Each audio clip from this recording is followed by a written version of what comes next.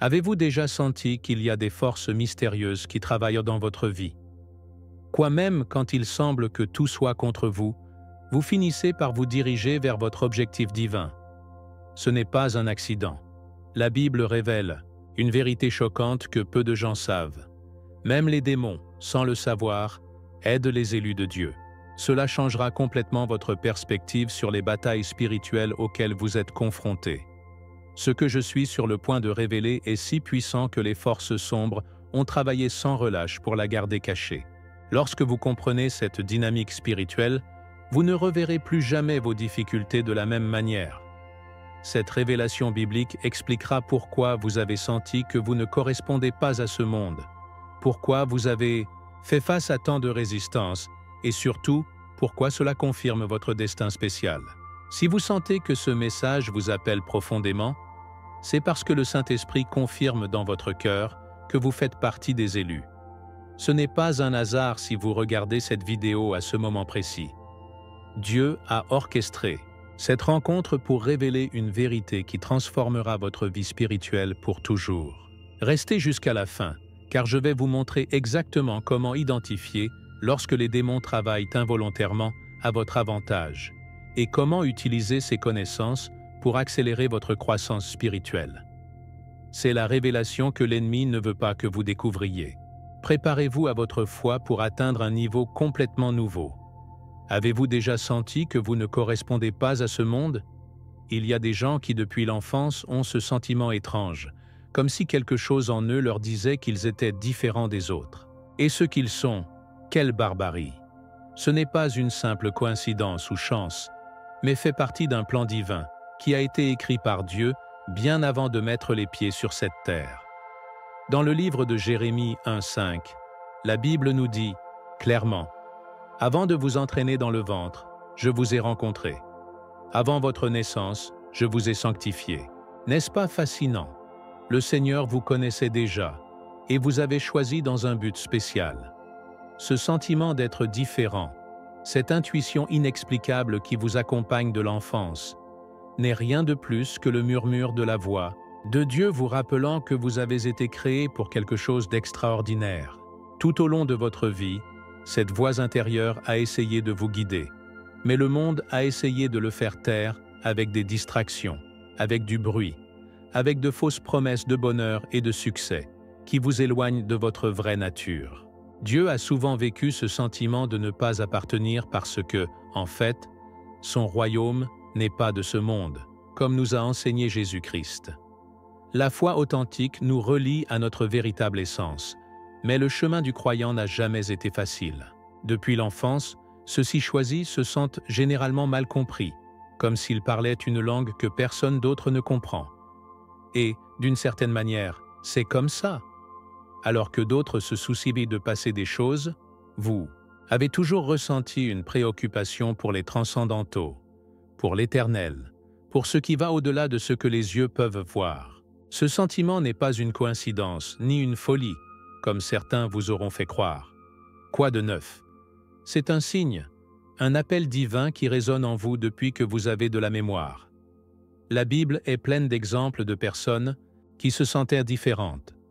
Moïse bégaya et doutait lui-même, mais Dieu l'a choisi pour libérer son peuple. David était un simple berger, le plus jeune de ses frères, mais était oint en tant que roi. Les disciples étaient des pêcheurs, simples, mais Jésus les a appelés à changer le monde. Ils avaient tous quelque chose en commun. Ils pensaient qu'ils ne s'adaptent pas aux moules établis. Tout au long de la vie, ces personnes spéciales ont fait face à d'innombrables manipulations et distractions. Ma mère, combien d'obstacles! L'ennemi sait bien qui sont les élus et font tout ce qui est possible pour les détourner de leur chemin. La télévision, les réseaux sociaux, les préoccupations matérielles, les opinions des autres. Tout cela fait partie d'un plan élaboré pour vous faire oublier qui vous êtes vraiment et pourquoi vous avez été créé. C'est comme si le monde avait conspiré pour rester endormi, distrait, concentré sur le superficiel. Mais dans les profondeurs de votre être, la lumière de Dieu continue de briller, se souvenant de vous. Il y a autre chose, quelque chose de plus grand qui vous attend. Lorsque vous ouvrez la Bible et lisez les paroles de la vie, quelque chose, à l'intérieur de vous résonne, comme si ces vérités éternelles étaient écrites dans votre ADN spirituel. Et c'est que c'est le cas, parce que nous avons été créés dans l'image et la ressemblance de Dieu, avec un but divin inscrit dans nos cœurs. Comme le dit Proverbe 20-27, « L'esprit de l'homme est la lampe de Jéhovah, qui examine le plus, profond du cœur. » Dieu a mis sa lumière en vous afin que vous puissiez reconnaître la vérité lorsque vous la trouvez. La foi authentique n'est pas facile à garder dans un monde qui travaille constamment pour vous faire douter. Les manipulations sont subtiles, presque imperceptibles, mais persistantes. Ils vous font croire que vous êtes trop petit, trop faible, trop insignifiant pour remplir le but que Dieu a pour vous. Quelle absurdité! La Bible est pleine d'exemples de gens ordinaires qui ont fait des choses extraordinaires parce qu'ils faisaient confiance à la puissance de Dieu. Il pense à Gidéon, qui était considéré comme le plus petit de sa famille, mais avec l'aide de Dieu, il a vaincu une armée entière. Ou à Esther, un jeune orphelin qui est devenu reine et a sauvé tout son peuple. Jésus lui-même a choisi des gens simples pour changer le cours de l'histoire. Les distractions de ce monde sont comme un voile qui couvre vos yeux, vous empêchant de voir votre véritable potentiel, votre vrai pouvoir. Mais ce pouvoir ne vient pas de vous, mais de Dieu qui travaille en vous. Comme le dit Philippiens 4:13, « Je peux tout faire en Christ qui me renforce. » L'ennemi sait que si vous découvrez votre vrai pouvoir en Dieu, vous serez imparable, et c'est pourquoi il fait tout ce qui est possible pour rester endormi, distrait, loin de votre but divin. La bonne nouvelle est que si vous lisez ceci, c'est parce que Dieu travaille dans votre vie pour éveiller votre conscience spirituelle. Le fait que vous vous sentiez différent n'est pas une malédiction, mais une bénédiction. C'est le signe que vous avez été choisi pour quelque chose de spécial. Quelle merveille! Tout au long de l'histoire, Dieu a appelé les gens ordinaires à faire des choses extraordinaires. La Bible nous montre comment Jésus-Christ a choisi les pécheurs, les collectionneurs d'impôts et les personnes de diverses origines pour amener leur message de salut au monde. Aucun d'eux ne correspond aux normes religieuses de leur temps, mais n'a changé le cours de l'histoire. Vous avez également été appelés pour un objectif unique. Les manipulations et les distractions auxquelles vous avez été confrontés ne sont pas décontractées. Ce sont des tentatives délibérées pour vous faire oublier qui vous êtes vraiment. Mais la vérité est que vous êtes un fils de Dieu, créé dans son image et sa ressemblance, avec un but divin. Lorsque vous ouvrez votre cœur à cette vérité et permettez à la foi guider vos pas, vous commencez à voir au-delà des distractions. Vous commencez à reconnaître les manipulations de ce qu'ils sont, les tentatives désespérées de rester loin de votre véritable potentiel en Dieu. La prochaine fois que vous sentez que vous ne vous adaptez pas, rappelez-vous que cela peut être exactement ce que Dieu veut, que vous êtes différent pour atteindre un but spécial dans ce monde. Il y a des forces qui opèrent dans l'ombre, qui fonctionnent sans relâche pour nous garder piégés dans la confusion et le doute. La Bible nous en avertit dans les Éphésiens 6:12. Parce que nous ne nous battons pas contre le sang et la chair, mais contre les principautés, contre les pouvoirs, contre les gouverneurs de l'obscurité de ce siècle, contre les hôtes spirituels du mal dans les régions célestes. Quelle révélation puissante! Dieu, dans sa sagesse infinie, nous montre que la vraie bataille n'est pas contre les gens, mais contre les forces spirituelles qui cherchent à s'éloigner de notre but divin. Ces forces sombres ne sont pas des superstitions simples, ce sont des réalités spirituelles auxquelles Jésus-Christ lui-même a été confronté pendant son ministère terrestre.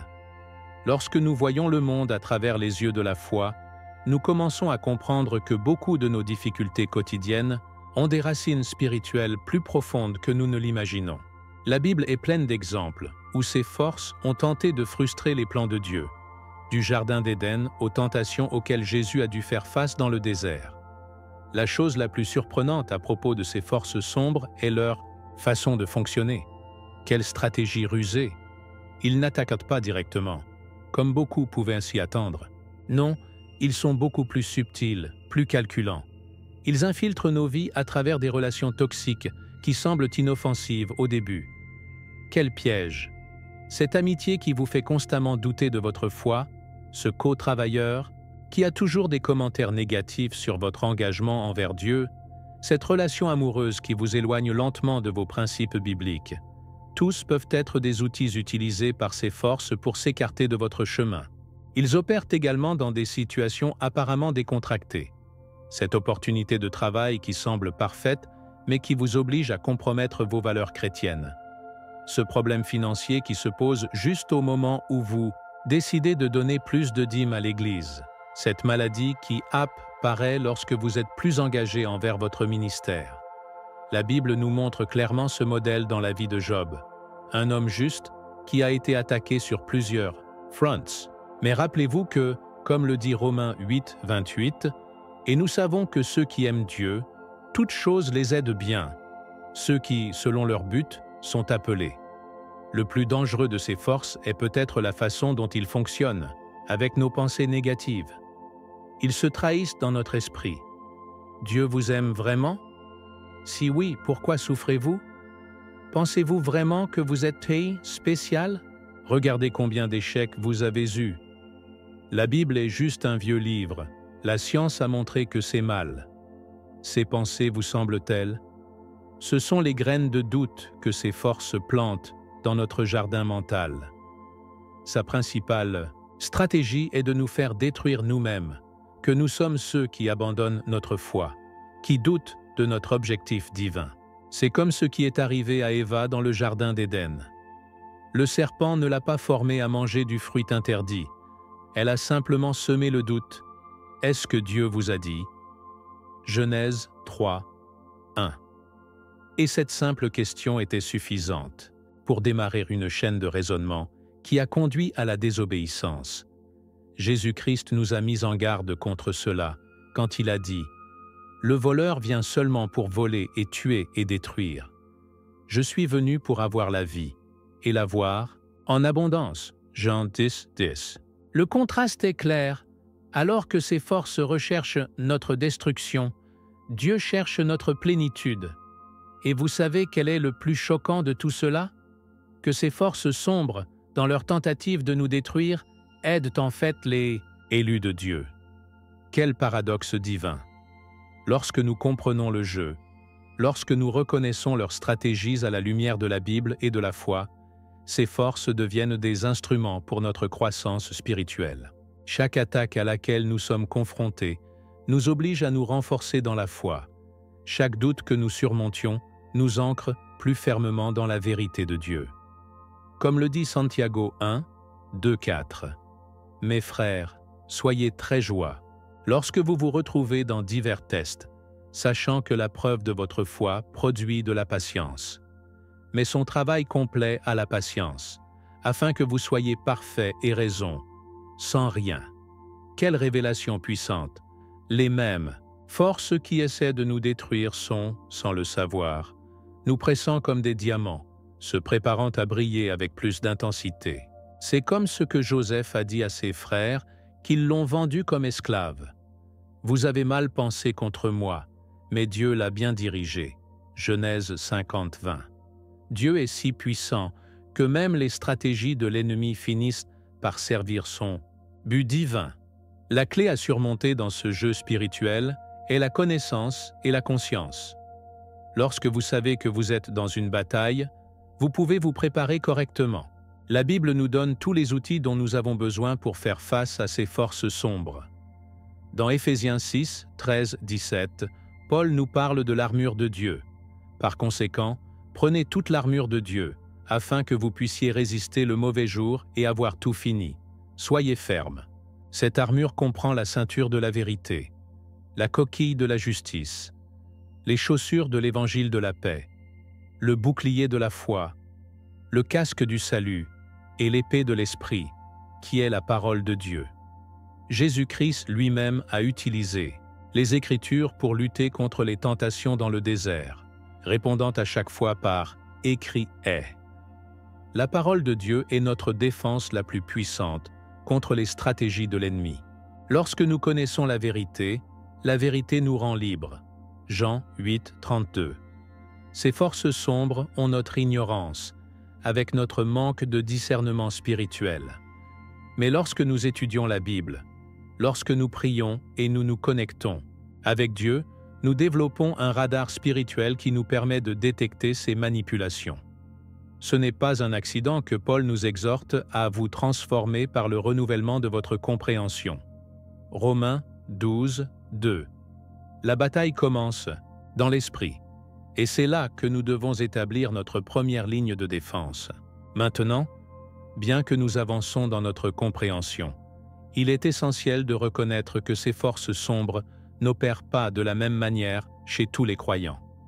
Pour ceux que Dieu a choisis à des fins spéciales, les attaques sont généralement plus intenses, plus sophistiquées.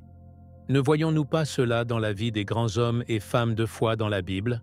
Moïse a fait face à la résistance non seulement de Pharaon, mais aussi de son propre peuple. David a été persécuté par Saül et trahi par son propre fils. Paul a subi des naufrages, des fouettes, des prisons et une piqûre dans la chair, qui n'a jamais été supprimée. Et Jésus-Christ lui-même a été tenté dans le désert, rejeté dans sa propre terre et finalement crucifié. Mais dans chaque cas, ce qui semblait être une défaite est devenu la plateforme d'une victoire encore plus grande. La croix, le symbole maximal de la souffrance, est devenu l'emblème du salut. Cela nous montre une profonde vérité. Lorsque les forces des ténèbres intensifient leurs attaques contre vous, cela peut être un signe que vous êtes sur la bonne voie, que vous représentez une menace pour leurs plans, que Dieu vous prépare à quelque chose d'extraordinaire. Comme cela nous rappelle 2 Corinthiens 4, 17. Parce que cette légère tribulation momentanée produit en nous un poids de gloire de plus en plus excellent et éternel.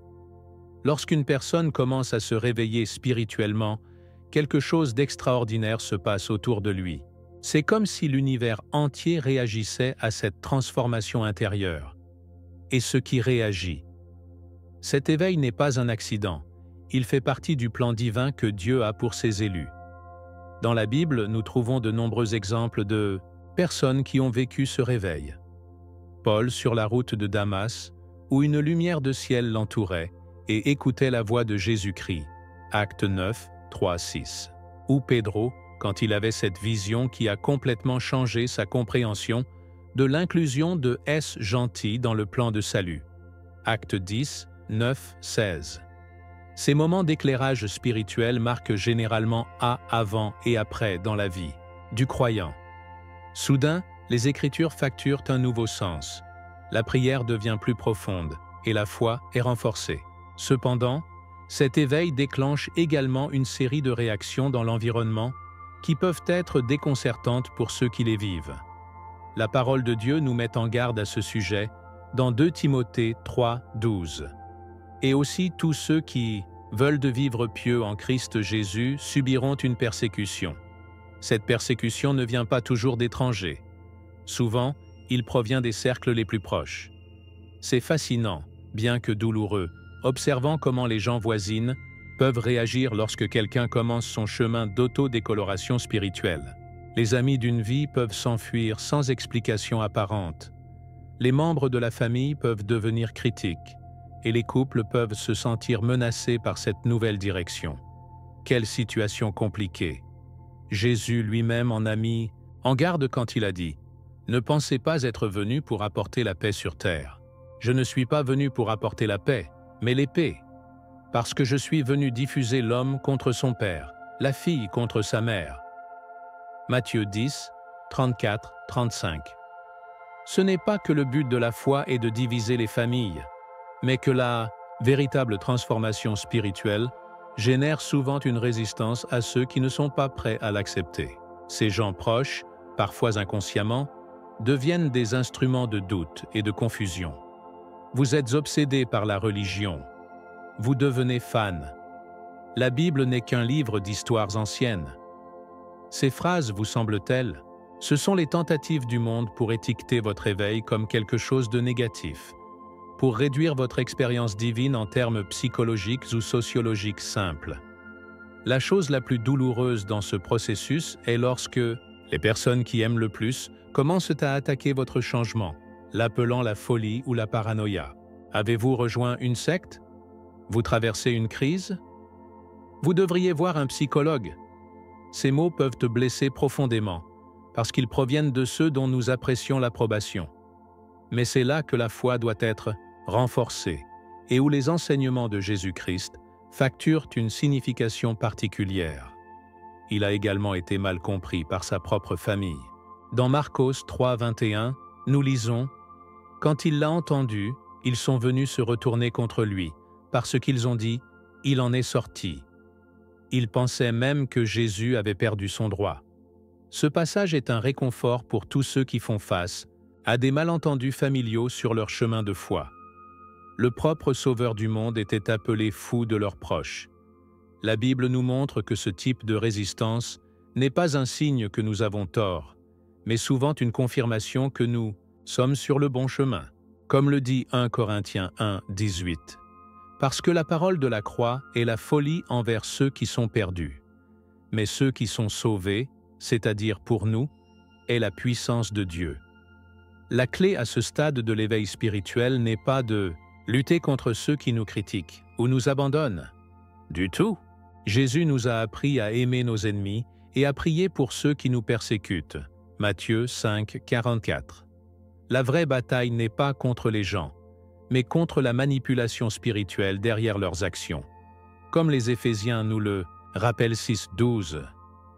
Parce que nous ne nous battons pas contre le sang et la chair, mais contre les principautés, contre les pouvoirs, contre les gouverneurs de l'obscurité de ce siècle. La vraie lutte est de prendre conscience de ces manipulations et de reprendre le contrôle de notre propre esprit. C'est un processus de discernement spirituel où nous apprenons à distinguer les voies qui nous éloignent de Dieu et de ceux qui nous rapprochent de lui. Good retenu. 1 Thessaloniciens 5, 21. Cet examen nécessite la sagesse, et la sagesse vient de Dieu. Jacques 1, 5 promet « Si l'un de vous manque de sagesse, demandez à Dieu, ce qui donne à tout le monde abondamment, et sans reproche, et sera donné. » Au milieu de la confusion et de la critique, la prière devient notre refuge, notre source de clarté et de force. Alors que nous avançons dans ce chemin de la connaissance spirituelle, nous commençons à développer un discernement plus aigu.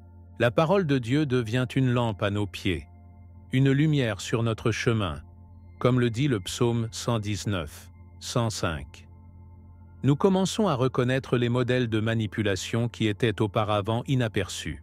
Cette amitié qui nous fait toujours nous sentir coupables d'avoir passé du temps à la prière, cette famille qui ridiculine subtilement notre foi, ce co-travailleur qui nous tente constamment de compromettre nos valeurs chrétiennes, tout cela est révélé comme des obstacles potentiels dans notre chemin spirituel.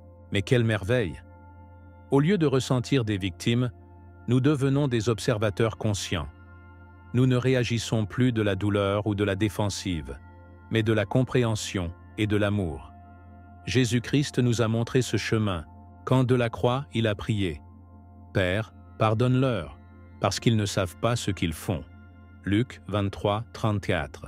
Cette attitude n'est pas de faiblesse, mais de force spirituelle profonde. Nous reprenons le contrôle de notre esprit lorsque nous cessons d'être réactifs et commençons à être proactifs dans notre foi. Nous ne permettons plus aux autres de déterminer notre relation avec Dieu, mais nous enracions plutôt notre identité dans ce que la Bible dit de nous, que nous sommes des enfants bien-aimés de Dieu. 1 Jean 3, 1, Ambassador of Christ, 2 Corinthiens 5, 20. Lumière du monde. Matthieu 5, 14. La lutte pour la connaissance de soi est, en substance, une lutte pour découvrir qui nous sommes en Dieu. C'est un voyage au centre de notre être, où nous avons découvert que nous avons été créés pour refléter l'image divine. Comme le dit Genèse 1, 27. Et Dieu a créé l'homme à son image, à l'image de Dieu, il l'a créé. Cette découverte est révolutionnaire car elle remet en question toutes les étiquettes et limites que le monde a essayé d'imposer. Nous ne sommes plus définis par nos échecs, nos circonstances ou les opinions des autres, mais par notre identité en tant qu'enfants de Dieu. Cette nouvelle perspective transforme complètement notre façon de faire face aux résistances et aux manipulations. Nous ne nous sentons plus menacés par eux parce que nous comprenons qu'ils font partie du processus de raffinement. Comme l'or qui passe par le feu pour être purifié, 1 Pierre 1, 7, notre foi est renforcée à travers les tests. Chaque critique, chaque abandon, chaque malentendu devient une occasion de s'accrocher plus fermement à la vérité de Dieu. Et alors que nous avançons dans ce chemin de la connaissance de soi, quelque chose d'extraordinaire commence à se produire. Nous commençons à voir au-delà des apparences, au-delà des manipulations, et découvrir la puissance que Dieu a déposée en nous. Ce pouvoir n'est pas de maîtriser les autres, mais de servir. Ce n'est pas d'imposer notre volonté, mais de se soumettre à la volonté parfaite de Dieu. Et c'est précisément cette puissance intérieure que la plupart craignent les forces qui essaient de nous manipuler, car ils savent qu'une fois que nous la découvrons pleinement, nous serons vraiment libres. Quelle vérité puissante et transformatrice! Le véritable ennemi n'est pas à l'extérieur, mais dans notre propre esprit.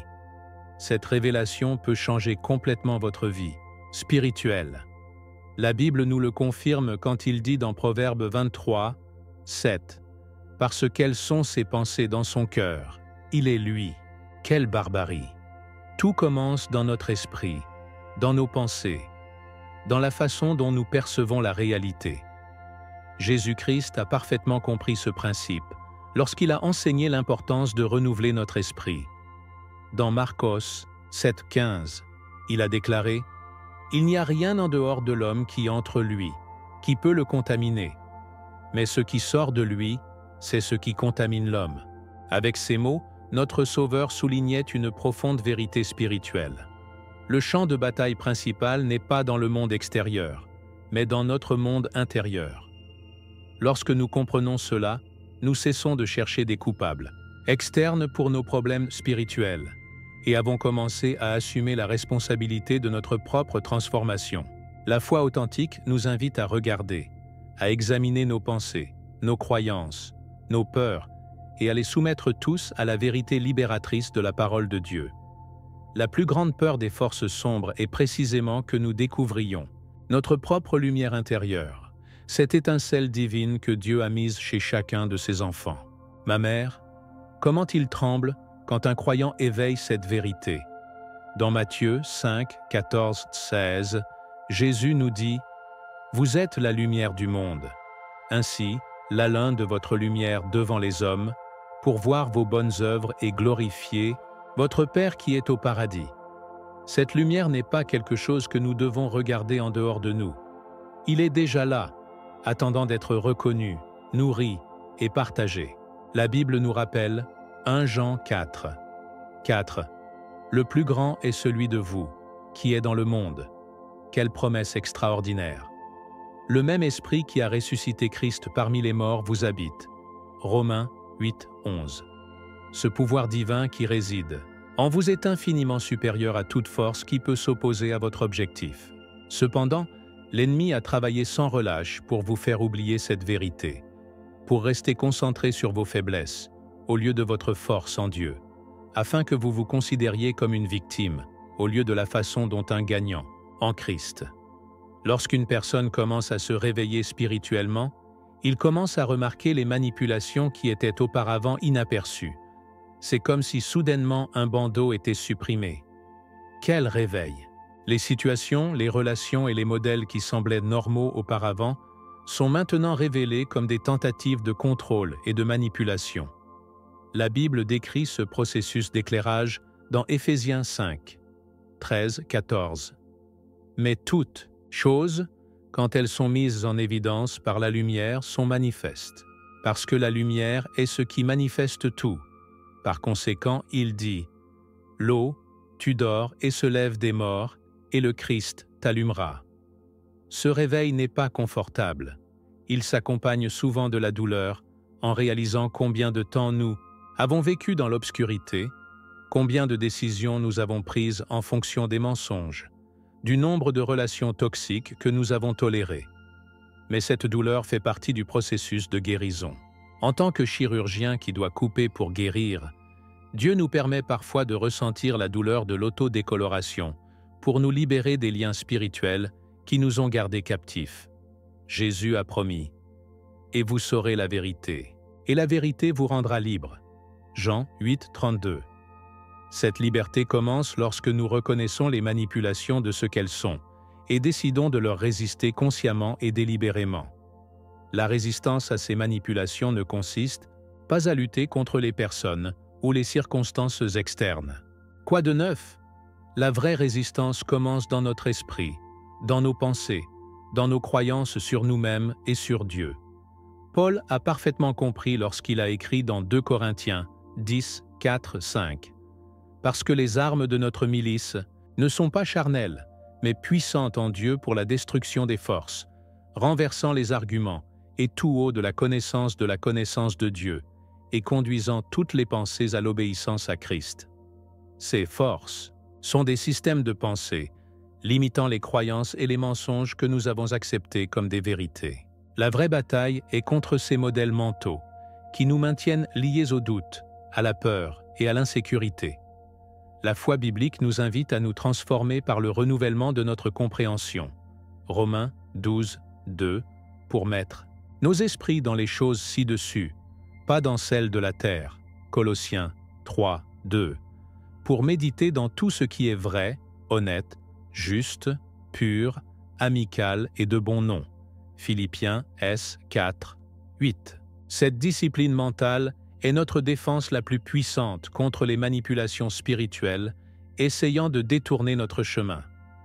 Le pouvoir que Dieu a déposé en vous n'est pas de maîtriser les autres, mais de servir. Ce n'est pas pour imposer votre volonté, mais pour se soumettre complètement à la volonté parfaite de Dieu. Jésus-Christ, le Fils de Dieu, l'être le plus puissant qui ait jamais marché sur terre, a utilisé sa puissance pour servir, guérir, libérer, restaurer. Dans Marc 10, 45, il a déclaré « Parce que le Fils de l'homme n'est pas venu être servi, mais pour servir et donner sa vie à secours pour beaucoup. » C'est le modèle de pouvoir que Dieu nous appelle à imiter. Pas une puissance basée sur la force, la manipulation ou le contrôle, mais une puissance qui découle de l'amour, de la compassion et du service altruiste. La Bible nous rappelle que l'amour est plus fort que la mort, Cantares 8, 6. Que l'amour ne cesse d'être, 1 Corinthiens 13, 8. Que Dieu lui-même est l'amour, 1 Jean 4, 8. Cet amour divin, lorsque nous lui permettons de couler à travers nous, devient la force la plus puissante de l'univers. Il est capable de démolir les barrières, de guérir les blessures, de restaurer les relations et de transformer des vies. Et c'est précisément ce pouvoir basé sur l'amour que les forces sombres craignent le plus, car ils savent qu'ils n'ont aucune défense contre lui. Comme Paul l'a dit, « Qui nous séparera de l'amour du Christ? Tribulation, angoisse, persécution, faim, nudité, danger ou épée. » Le chemin vers la découverte de notre puissance intérieure n'est ni facile ni rapide. C'est un processus, un voyage à vie. Il y aura des moments de clarté absolue, suivis de périodes de doute et de confusion. Il y aura des victoires glorieuses et douloureuses tombées. Mais à chaque étape de la route, Dieu est avec vous, vous guidant, vous renforçant, vous révélant davantage sur votre véritable identité en lui. Ne vous évoquez pas, parce que je suis votre Dieu qui vous fait des efforts. Je vous aiderai toujours, je vous soutiendrai toujours avec la droite de ma justice. La foi en Dieu ne nous promet pas une vie sans difficultés, mais cela nous assure que nous ne ferons jamais face à ces difficultés. Le même Jésus qui a calmé la tempête avec un mot, qui a nourri des milliers de personnes avec quelques pains et poissons, qui ont guéri les malades et ressuscité les morts, vit en vous par son esprit. Et si Dieu est pour nous, qui contre nous? Romains 8, 31. Ainsi, lorsque vous sentez que les forces des ténèbres vous entourent, lorsque des doutes et des peurs menacent de vous submerger, rappelez-vous cette vérité fondamentale. Le pouvoir est en vous, parce que Dieu est en vous. Et ce pouvoir, ce Dieu qui vit en vous, est infiniment plus grand que n'importe quelle force qui peut s'opposer à votre but divin. Savez-vous quel est le plus choquant de ce voyage spirituel? Que personne ne viendra vous sauver. Tout comme, vous l'entendez, La décision de vous réveiller, de vous transformer, d'embrasser votre véritable être, dépend entièrement de vous. C'est une vérité qui est parfois difficile à accepter, mais que la Bible nous enseigne clairement. Dans Philippiens 2, 12, Paul nous exhorte « Occupez votre salut avec peur et tremblement ». Notez qu'il dit « votre salut », pas le salut de votre voisin, ou celui de votre pasteur, ou celui de vos parents. C'est personnel, c'est intime, c'est le vôtre. Bien sûr, Dieu est celui qui travaille à la fois pour aimer et faire, Philippiens 2, 13. Mais il attend notre coopération, notre décision, consciente de le suivre. Jésus-Christ lui-même a présenté cette vérité quand il a dit « Voici, je suis à la porte et j'appelle. Si quelqu'un entend ma voix et ouvre la porte, je vais y entrer. » Apocalypse 3, 20. Quelle révélation puissante! Le Sauveur du monde, le Roi des rois, est à la porte, mais ne le forcera pas. Il respecte votre libre arbitre et attend votre invitation. C'est la beauté et le mystère de l'amour divin. Dieu est tout-puissant, mais a choisi de se limiter à honorer notre liberté de choix. L'éveil spirituel ne signifie pas obtenir toutes les réponses immédiatement. Pas beaucoup moins. C'est plutôt comme si quelqu'un tournait une lumière dans une pièce sombre. Soudain, vous pouvez voir, mais vous avez besoin de temps pour identifier chaque objet, pour vous guider dans ce nouvel espace éclairé. La foi en Dieu est un voyage, de découverte continue. Comme le dit Proverbe 4, 18, « Mais le chemin des justes est comme la lumière de l'aube, qui augmente jusqu'à ce que le jour soit parfait. » Cette image est magnifique. La lumière augmente progressivement, révélant de plus en plus la réalité qui nous entoure. Jésus a souvent enseigné les paraboles précisément parce qu'il comprenait que la vérité spirituelle est mieux assimilée, à petite dose, car nous sommes prêts à le recevoir. Il a dit à ses disciples « J'ai encore beaucoup de choses à vous dire, mais maintenant vous ne pouvez pas y faire face. » Jean 16, 12. La Bible est pleine d'exemples de personnes dont la compréhension de Dieu a évolué au fil du temps. Abraham, Moïse, David, Pedro, Paul, tous ont connu un réveil progressiste, une démonstration progressive de révélation divine dans leur vie. Et donc ce sera aussi pour vous. Voir le monde avec de nouveaux yeux est peut-être la description la plus réussie de ce que signifie se réveiller spirituellement. Soudain, vous commencez à percevoir des modèles qui passaient auparavant inaperçus, des connexions qui semblaient auparavant des coïncidences, à des fins derrière des circonstances qui semblaient auparavant aléatoires. Quelle transformation! C'est comme ce qui est arrivé à Pablo sur le chemin de Damas. Ils sont tombés des écailles de ses yeux et ont retrouvé ses yeux. Acte 9, 18. Ce réveil visuel est non seulement physique, mais principalement spirituel. Jésus en a parlé quand il a dit « La lampe du corps est l'œil. Donc, si votre œil est bon, tout votre corps sera plein de lumière. » Matthieu 6, 22. Nos yeux spirituels déterminent comment nous percevons la réalité. Lorsque nous permettons à la lumière de Dieu d'éclairer notre perception, tout change. Les difficultés que nous avons vues auparavant comme des malédictions sont désormais reconnues comme des opportunités de croissance. Les gens qui nous irritent auparavant les voient maintenant comme des âmes qui ont besoin d'amour et de compassion. Les circonstances qui nous semblaient injustes auparavant dans le cadre du plan parfait de Dieu pour notre vie. Comme 2 Corinthiens, le dit 5 et 17. Donc, si quelqu'un est en Christ, la nouvelle créature est. De vieilles choses se sont produites. Voici tous les nouveaux. Si ce message résonne avec vous, si vous ressentez un écho dans votre cœur en lisant ces mots, c'est un signe clair que vous êtes sur le bon chemin. Quelle grande bénédiction! La Bible nous dit dans Jean 10, 27, « Mes moutons entendent ma voix, et je les connais, et ils me suivent. » Il y a quelque chose dans la vérité divine qui résonne avec notre esprit, qui éveille quelque chose en nous. C'est comme si notre plus intime était reconnu la voix de notre Créateur. Paul l'explique dans Romains 8, 16. « L'Esprit lui-même témoigne de notre esprit que nous sommes des enfants de Dieu. » Ce témoignage intérieur est l'une des preuves les plus puissantes de notre lien avec le divin. quand quelque chose résonne avec votre esprit, quand vous sentez qu'une vérité vous dit à un niveau profond, c'est parce que l'Esprit de Dieu confirme cette vérité en vous. Jésus-Christ a promis que le Saint-Esprit nous guiderait vers toute la vérité. Jean 16, 13. Ce guide est non seulement intellectuel, mais profondément intuitif et personnel. Parfois, vous savez que vous savez, même si vous ne pouvez pas l'expliquer complètement avec des mots. La décision d'avancer sur ce chemin d'éveil spirituel est peut-être la plus importante que vous prenez dans votre vie.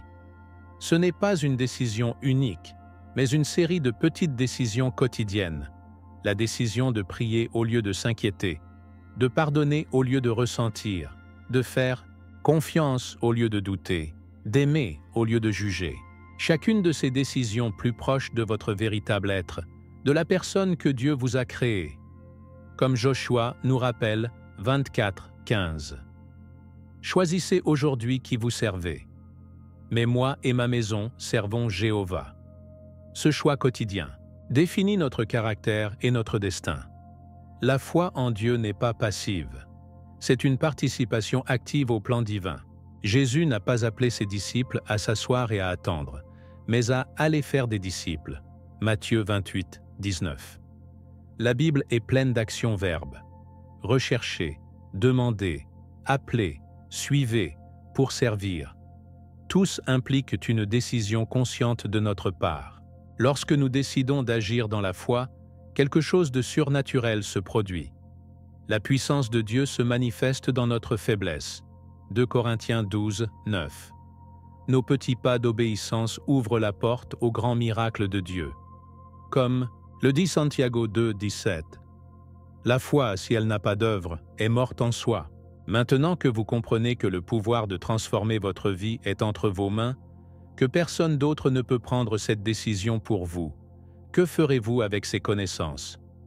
La parabole des talents, Matthieu 25, 14, 30, nous enseigne que Dieu est responsable de ce que nous savons. Qui en a beaucoup donné, beaucoup seront poursuivis. Lucas 12, 48. Chaque révélation, chaque éruption cutanée divine que nous recevons, s'accompagne d'une responsabilité. Nous ne pouvons pas prétendre que nous ne savons pas, que nous n'avons pas entendu, que nous n'avons pas ressenti cet intérieur. La décision est devant vous, comme cela était devant le peuple d'Israël lorsque Moïse leur a dit « J'ai mis devant vous la vie et la mort, la bénédiction et la malédiction. Pensez donc à la vie, afin que vous viviez et votre progéniture. » Deutéronome 30, 19. Dieu nous offre toujours un chemin de vie, un chemin de bénédiction, mais respecte notre liberté de le choisir ou de le rejeter. Jésus-Christ l'a exprimé d'une manière touchante quand, en regardant Jérusalem, il a dit « Combien de fois je voulais rassembler vos enfants, car le poulet rassemble ses poussins sous les ailes, et vous ne vouliez pas. » Matthieu 23, 37. L'amour de Dieu est immense, mais jamais taxé. Il attend votre réponse, votre décision, votre oui à votre invitation de transformation. Et lorsque cette réponse vient d'un cœur sincère, le ciel entier se réjouit, Luc 15, 7, et met en mouvement pour vous soutenir sur ce voyage de découverte et de transformation. Ce message vous a-t-il résonné? Donc, ce que vous avez vécu n'est pas une coïncidence, mais une confirmation divine. La vérité est que les démons, sans savoir, polissent votre foi en tant que diamant lorsqu'ils essaient de vous détruire. Avez-vous remarqué comment, après chaque bataille spirituelle, vous vous retrouvez plus fort, plus près de Dieu? Je veux connaître votre expérience. Quand avez-vous senti que quelque chose qui semblait négatif a fini par vous renforcer spirituellement? Partagez votre témoignage dans les commentaires. Votre histoire peut être exactement ce que quelqu'un d'autre doit lire aujourd'hui. Si cette vidéo vous a béni, ne le gardez pas pour vous. Partagez-le avec quelqu'un qui traverse des difficultés et doit comprendre que même ces batailles ont un but divin. Comme abonnez-vous à la chaîne et activez les notifications pour recevoir plus de révélations bibliques que le monde ne veut pas que vous le sachiez. N'oubliez pas, lorsque l'ennemi vient en tant que rivière, l'Esprit de Dieu soulèvera le drapeau. Je suis José, et jusqu'à notre prochaine rencontre spirituelle. Que Dieu te bénisse.